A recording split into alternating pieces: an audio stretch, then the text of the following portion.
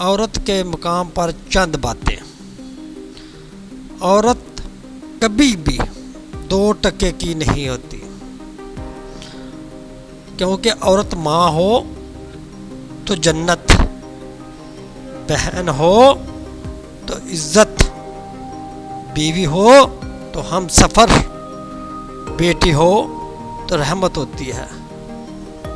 औरत के ये 4 रूप होते हैं, माँ, बहन, बीवी, बेटी। तो हमें इन रिश्तों की कदर करनी चाहिए, ख़ास तौर पर औरत की इज्जत करनी चाहिए और उसकी कदर की निगाह से देखना चाहिए। हर औरत को साथ उसने सलूक से पेश आना चाहिए। अगर मेरी ये वीडियो अच्छी लगी हो तो इसको शेयर और लाइक ज़रूर कीजिए।